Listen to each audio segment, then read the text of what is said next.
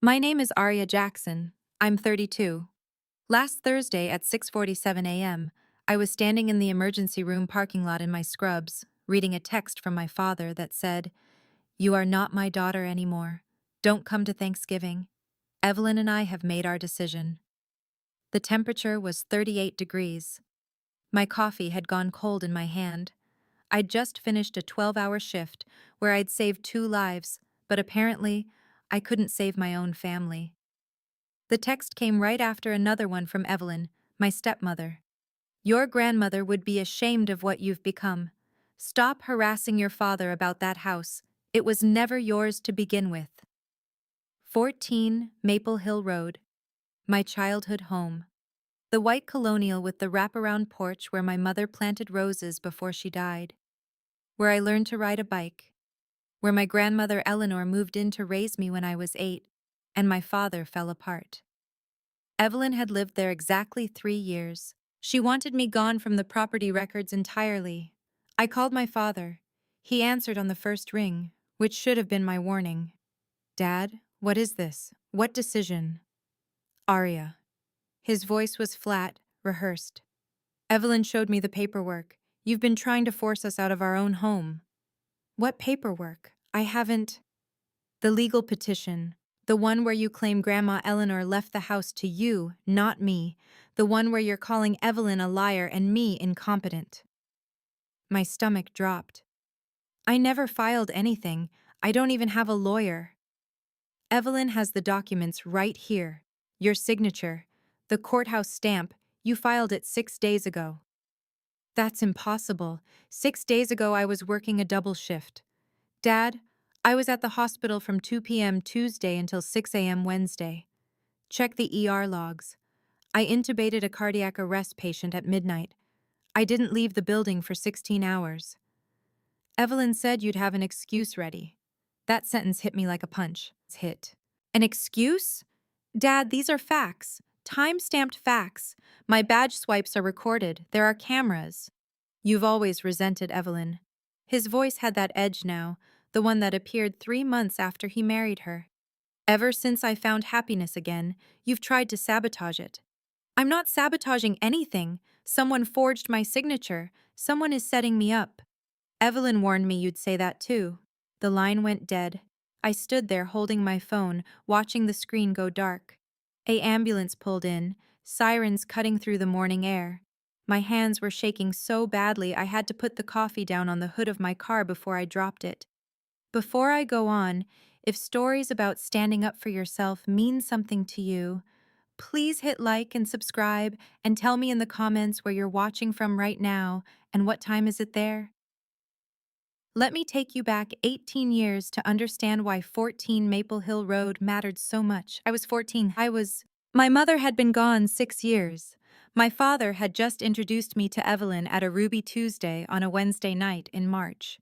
She ordered the salad bar and spent the entire meal talking about interior design and how our house had so much potential if someone with vision took over.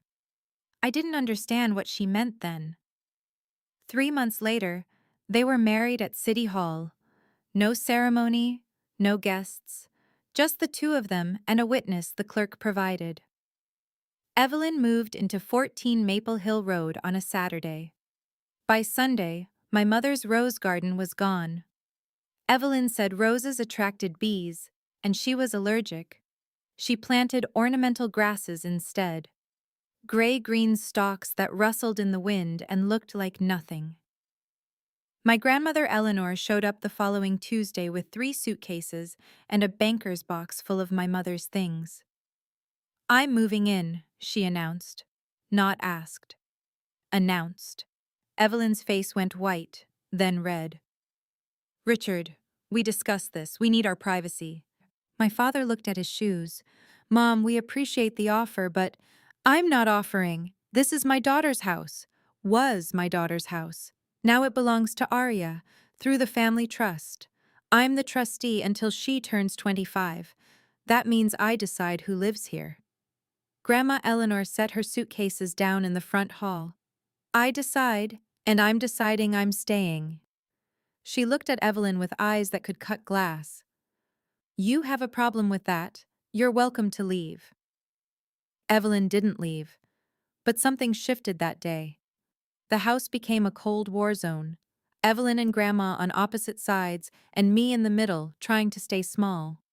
Grandma Eleanor made me hot chocolate every Sunday morning. Real chocolate, melted on the stove with whole milk and a pinch of cinnamon. We'd sit on the back porch, even in winter, wrapped in quilts. "Listen to me, little star," she'd say. That was her name for me. Little star. This house is yours. Your mother made sure of it before she died. There's a trust, documents, legal protections. When you turn 25, it transfers to your name automatically. Until then, I'm the shield. What if something happens to you? She smiled. It wasn't a comforting smile. It was a knowing one. I've planned for that too. I've been planning since the day your father brought that woman home. I didn't ask what she meant. I was 14. I thought grandmothers lived forever. Grandma Eleanor died 4 months after my 25th birthday. Heart attack. Fast and brutal. She was 81. The funeral was on a Tuesday. Evelyn wore black Chanel and cried louder than anyone. My father stood beside her, holding her hand, looking lost. I stood alone. After the service, Evelyn approached me in the church parking lot. "I know we've had our differences, Arya, but your grandmother loved this family. Let's honor her by coming together." She hugged me. It felt like being hugged by a mannequin. "We'll go through her things this weekend," Evelyn said, "as a family." When Saturday came, I showed up at 14 Maple Hill Road at 10 a.m. like we'd agreed. The locks were changed. I knocked. Evelyn answered, blocking the doorway with her body. "What are you doing here?" "We're going through Grandma's things. You said 10 a.m. I said family only." She started to close the door. I pushed back. "I am family. This is my house." "Your house?" Evelyn's laugh was sharp. "Sweetheart, your grandmother's trust dissolved when she died. This property reverted to your father. It's been his house all along. You were just living here as a guest." "That's not true," Grandma said. "Your grandmother was 81 and on 6 medications." She was confused. "Show me the paperwork." "I don't need to show you anything. Richard, tell her." My father appeared behind Evelyn. He wouldn't meet my eyes. "Arya, maybe it's best if you go." "Dad, Grandma said there were documents, a trust, legal protections." "There was a trust. It ended. The house is mine now." He put his hand on Evelyn's shoulder. "Ours." "I want to see the documents." Evelyn's face hardened. "You're not entitled to see private family paperwork. You're not even living here anymore. You moved out 2 years ago. Because you made it unbearable." "I made it unbearable? Listen to yourself. You've done nothing but disrespect me since the day I married your father. And now you show up making demands about a house that isn't yours, going through your grandmother's belongings like a vulture." "I'm not." "You are. You've always been jealous. Jealous that your father found happiness. Jealous that I could give him what your mother never could." My face burned so hot I could feel my pulse in my teeth. "Don't talk about my mother." "Why not? She's been dead 20 years. Maybe it's time you let go." I looked at my father. "Dad, please." He looked away. I left. I got in my car and I drove to my apartment on Hawthorne Street, and I sat on the floor of my empty living room for 45 minutes. Then I called the county recorder's office. "Hi, I need to request a copy of a property trust. The address is 14 Maple Hill Road." The clerk was patient. She walked me through the process. I filled out the forms. I paid the $35 fee. I waited. The documents arrived 8 days later. There was no trust. Or rather, there had been a trust, but it showed as dissolved on the same day my grandmother died. The paperwork had my father's signature. The notary stamp was legitimate. The date was 3 days before Grandma's funeral. But something was wrong. The dissolution form referenced a document I'd never seen. "Per the wishes expressed in the last will and testament of Eleanor Frost, dated March 3rd. I'd been to the will reading. Grandma's will was dated December 18th. 2 different dates. I called the lawyer who'd handled the will reading, Martin Chen. He'd been Grandma's attorney for 30 years. "Mr. Chen, I have a question about my grandmother's estate." Of course, Arya. How can I help? The trust dissolution references a will dated March 3rd, but the will you read was dated December 18th. Silence. Mr. Chen? Can you come to my office? This afternoon, if possible. I went. Martin Chen was 70, gray-haired, with glasses that slid down his nose when he frowned. He was frowning when I arrived. Arya, I'm going to be very direct with you. Your grandmother came to see me 4 months before she died. She was concerned about your stepmother's influence over your father. She asked me to prepare 2 wills. 2? One public, one private. The public will was simple. Small bequests, personal items, nothing controversial. It was designed to pass through probate quickly and quietly. And the private will? He pulled a file from his desk. The private will contains the real estate provisions. 14. Maple Hill Road was never an irrevocable trust. It was in an irrevocable trust, with your grandmother as lifetime beneficiary and you as remainder beneficiary. The house passes directly to you upon her death. No probate, no dissolution. Your father has no claim. My hands were shaking. Then why doesn't he know that? Because your grandmother suspected Evelyn would intercept the legal notifications. She was right. I sent 3 certified letters to your last known address. All 3 were returned as undeliverable. I never moved. I've been at the same apartment for 2 years. Someone filled out change of address forms in your name. The letters were rerouted to a P.O. box in Gresham. I have the paperwork here. He showed me. There was my signature, except it wasn't. The A in Arya was wrong. I looped mine. This one was angular. She forged it. I can't prove that, but yes, I believe so. What do I do? We file the private will with the probate court. We record the irrevocable trust with the county. We send notice to your father and stepmother that they're occupying property that belongs to you, and then we wait for them to respond. They'll fight it. They'll lose. Your grandmother documented everything. I have 8 years of notes detailing Evelyn's behavior, your father's compliance, and the systematic attempts to isolate you from family assets. I have witness statements from neighbors. I have financial records showing Evelyn refinanced the house twice and pocketed the equity. Your grandmother saw all of it coming. I felt something crack open inside my chest.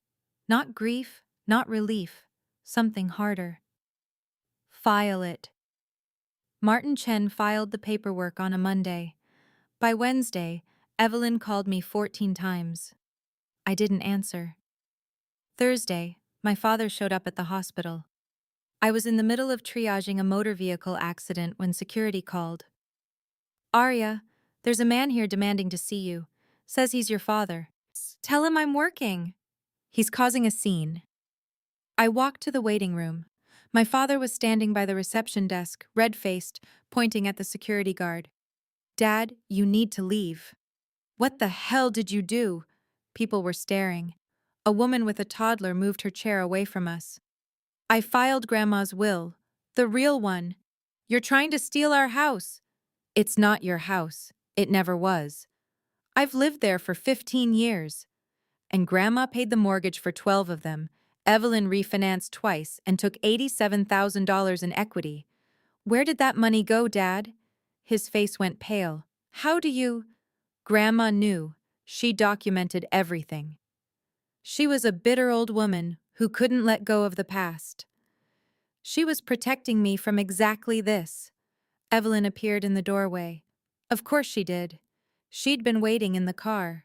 She walked straight up to me, her heels clicking on the linoleum. You ungrateful little bitch. The waiting room went silent. Evelyn, don't. My father's voice was weak. No, Richard. She needs to hear this. Evelyn turned to the crowd. This woman is trying to throw her own father out on the street. Her father, who raised her, who gave her everything, who paid for her nursing school. I paid for nursing school with loans. I'm still paying them. He gave you a home, a family, and this is how you repay him? I looked at the security guard. Can you please escort them out? Don't you dare! Evelyn's voice went up an octave. I have every right to be here. My husband is in distress because his daughter is attacking him. I'm not attacking anyone. I'm reclaiming property that legally belongs to me. You have no proof. I have an irrevocable trust. I have the original deed. I have 8 years of my grandmother's documentation. I have bank records showing you stole $87,000. And I have a lawyer who's very interested in filing fraud charges. Evelyn's face changed. The color drained. Her mouth opened, closed. You're bluffing. Try me. Security escorted them out. My hands were shaking. My supervisor, Dr. Marcus Chen, no relation to the lawyer, put a hand on my shoulder. You okay? Yeah, I think so. Take 5. I'll cover your patients. I went to the staff bathroom and locked the door. I sat on the floor for 20 minutes.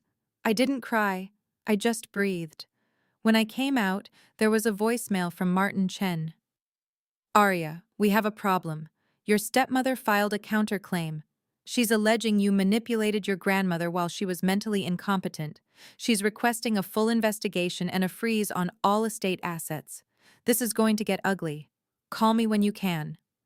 I called him back. How long will this take? Months, maybe a year. They're going to fight every document, every witness statement, every transaction. Your grandmother anticipated this too. She left me a sealed envelope. Instructions not to open it unless Evelyn escalated. I think it's time. What's in it? I don't know yet. But Eleanor Frost was the most thorough person I ever met. Whatever's in there, it's something she knew would end this. The envelope was cream-colored, heavy stock, sealed with red wax. My grandmother's handwriting on the front. For Arya, when the time comes. Martin Chen opened it in front of me. Inside was a letter and a smaller sealed envelope marked Evidence. The letter was in Grandma's handwriting. I recognized the looping E in Eleanor, the way she dotted her eyes with little circles. Martin handed it to me. Read it. I opened it with shaking hands. Dear Arya, my little star. If you're reading this, then I'm gone, and Evelyn is doing exactly what I knew she would do. I'm sorry I couldn't stop this while I was alive. I tried talking to your father. I tried reasoning with that woman. But she doesn't hear reason. She only hears documents. Do you remember the Sunday mornings on the back porch? The hot chocolate with cinnamon? I told you I was the shield. I meant it. Even now. The original irrevocable trust is with Martin. The copy I've left you has annotations in the margins, my notes documenting every time Evelyn tried to manipulate the property records, the dates, the amounts, the lies. Inside the evidence envelope you'll find recordings of Evelyn pressuring your father to sign quitclaim deeds. I hid a voice recorder in the kitchen for 2 years. Bank statements showing the refinancing money went to Evelyn's personal account, not joint expenses. The forged change of address forms with her handwriting analysis. Witness statements from 3 neighbors who saw her intercepting your mail. A full psychological evaluation. I commissioned documenting her pattern of undue influence and gaslighting. I also opened a savings account in your name when you were 8. Your father doesn't know about it. Evelyn definitely doesn't. It's at Northwest Federal Credit Union, account number 4782993311156. There's $43,000 in it. I've been depositing $200 every month since your mother died. It's yours. The access card and PIN are in the evidence envelope. You are not what Evelyn calls you. You are not ungrateful. You are not bitter. You are not trying to steal anything. You are my granddaughter. You are your mother's daughter. You are a woman who saves lives for a living and deserves a home that no one can take from you. Don't back down. Don't let her win. The truth is a weapon, and I've built you an arsenal. All my love, little star. Grandma Eleanor. I read it 3 times. Then I opened the evidence envelope. The recordings were on a small USB drive. The bank statements were highlighted and annotated. The witness statements were notarized. The psychological evaluation was 40 pages long and devastating. Martin Chen watched me sort through it all. Your grandmother spent 2 years building this case. She knew exactly what Evelyn was capable of. Can we use this in court? We won't need to go to court. We'll send copies to Evelyn's attorney with a settlement offer. Vacate the property within 30 days or face criminal fraud charges and civil penalties. The recordings alone are enough to bury her. Will it work? It'll work. But there's something else. He pulled out another document. Your grandmother requested that when this evidence came to light, it be presented at a family gathering. She wanted witnesses. She wanted Evelyn to face the consequences publicly. When? Thanksgiving is in 3 weeks. Your grandmother hosted Thanksgiving at that house for 40 years. She specified that location in her notes. I looked at the letter again, at my grandmother's careful handwriting, at the phrase, "The truth is a weapon." Set it up. The next 2 weeks were a blur. I worked my shifts at the hospital. I met with Martin Chen 4 times. I listened to the recordings of Evelyn manipulating my father, her voice syrupy and sharp by turns. Richard, if you really loved me, you'd sign this. It's just a formality. I don't understand why we need to refinance again. Because I've been managing this house for years, and you don't appreciate it. This is about respect, Richard. Do you respect me or not? And my father always. Of course I do. Where do I sign? 10 days before Thanksgiving, I called my father from a blocked number. He answered. It's Aria. Silence. I want to come to Thanksgiving. Evelyn said. I know what Evelyn said. I'm asking you, Dad.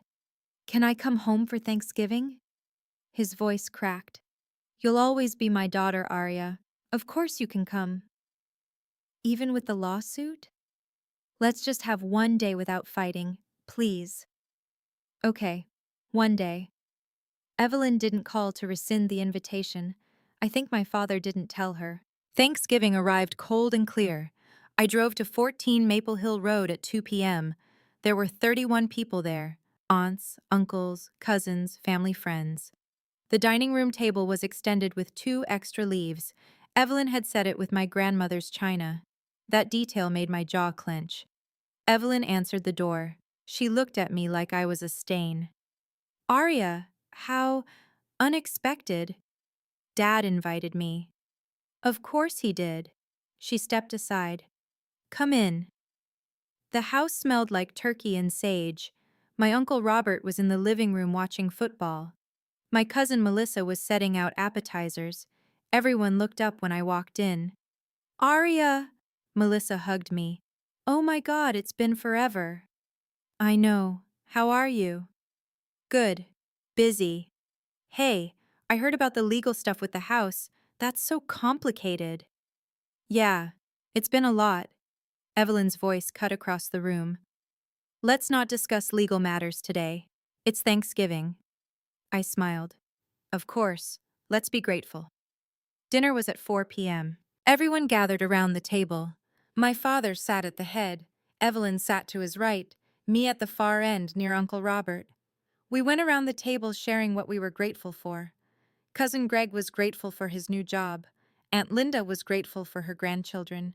Evelyn was grateful for family, despite the challenges this year. When it got to me, I stood up. I'm grateful for my grandmother, Eleanor Frost, who taught me that love means protecting people even after you're gone. I pulled the envelope from my bag. Grandma left me a letter. I think she'd want me to share it today in her house with the people she loved. Evelyn's face went white. Aria, this is neither the time nor... It's exactly the time. I unfolded the letter. Dear Aria, my little star. I read the whole thing, every word. The table was silent. I watched faces change, confusion to understanding to shock. When I finished, I set the letter down.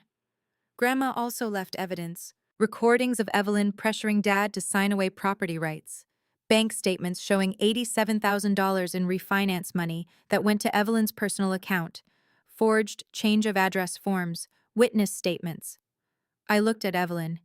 She documented everything, for 2 years, because she knew you'd try to steal my inheritance the moment she died. Evelyn stood up. This is a lie. This is a bitter old woman's paranoid fantasy. Then explain the recordings. There are no recordings. I pulled out my phone, pressed play. Evelyn's voice filled the room. Richard, if you really loved me, you'd sign this. Evelyn's hand flew to her mouth. My father's face crumbled. Uncle Robert leaned forward. Is that you, Evelyn? That's out of context. That's not. I played another clip. This is about respect, Richard. Do you respect me or not? And another. Your mother was manipulating you. She wanted you to choose her over me. My father stood up. His hands were shaking. When did you? I don't remember. You don't remember because she made sure you felt guilty every time you questioned her. I looked at Evelyn. Undue influence. Systematic gaslighting. That's what the psychological evaluation calls it. Evelyn's face was red now, her voice shrill. You have no right to do this. This is my home. I've taken care of this house, this family. You've stolen from this family. $87,000 in equity, my mail, my inheritance. You even forged documents to make it look like I was suing Dad. Cousin Melissa gasped. The petition? That was fake? Completely fake. I was working a double shift the day it was supposedly filed. I have hospital records, badge swipes, patient charts. I never left the ER for 16 hours that day. My father looked at Evelyn. You told me she filed it. You showed me the documents. Richard, she's twisting everything. She's always hated me. You forged her signature. I was protecting us. Protecting. From what? From my daughter getting what her mother left her? Evelyn's voice rose to a scream. Your mother didn't leave her anything. Your mother died broke. That house would have been foreclosed if I hadn't saved it. Grandma paid the mortgage for 12 years, I said quietly. I have the bank statements. Silence. Uncle Robert set down his fork. Jesus, Evelyn. Aunt Linda was staring at her plate. Cousin Greg had his phone out like he was considering recording this himself. My father looked at me. Really looked at me. You were telling the truth. The whole time. Yeah, Dad, I was.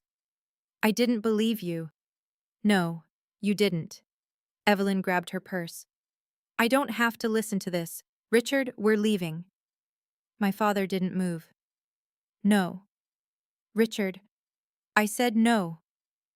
He looked at Evelyn like he was seeing her for the first time. You lied to me. You manipulated me. You turned me against my own daughter. She turned you against me first. She's my daughter, my child.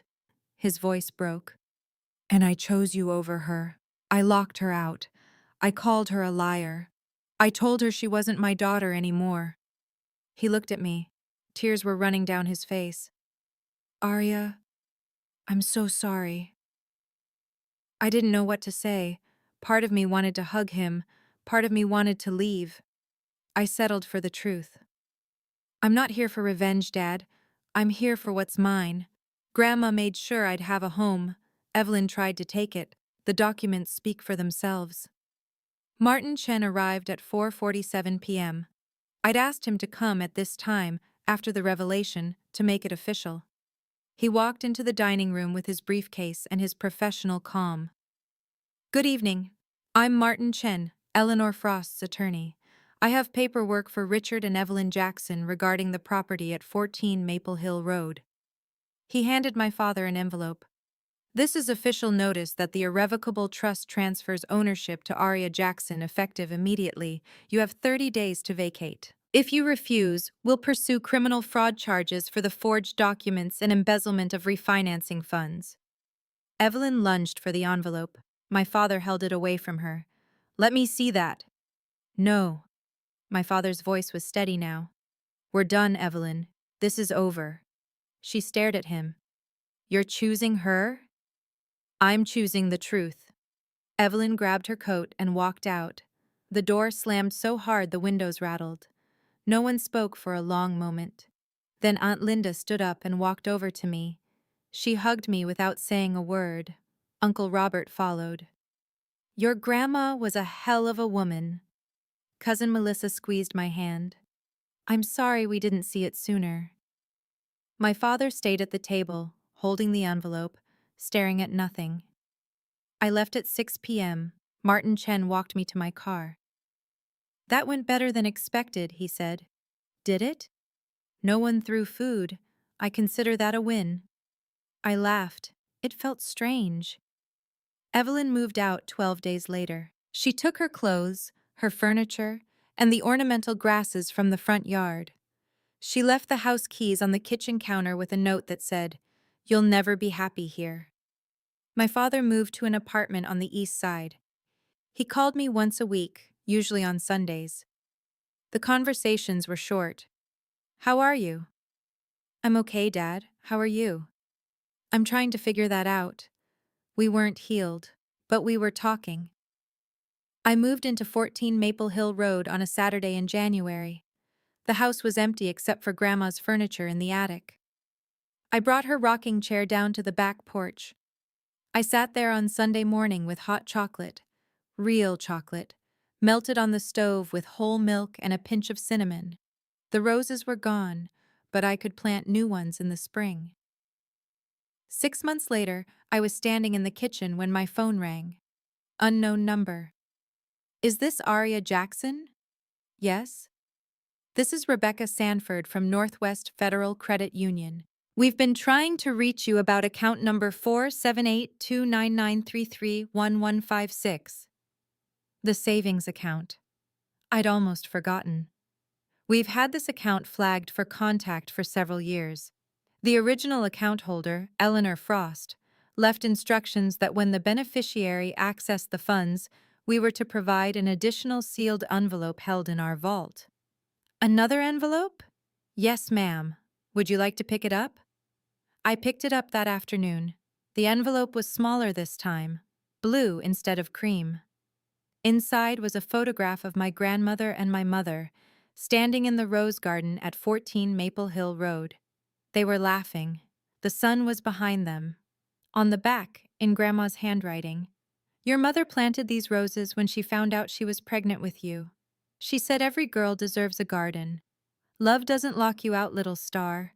Love plants roses and waits for spring." I hung the photograph above the fireplace. That summer, I planted 12 rose bushes in the front yard. Red ones, like my mother had planted. They bloomed in July, and the whole street smelled like summer and memory and coming home. If you've ever had someone tell you that your truth doesn't matter, type "My truth matters" in the comments. Or if you've ever had to fight for something that was rightfully yours, type "I fought back." Both are brave. Both are valid. If this story meant something to you, check the description for more stories just like this one. Thank you for being here.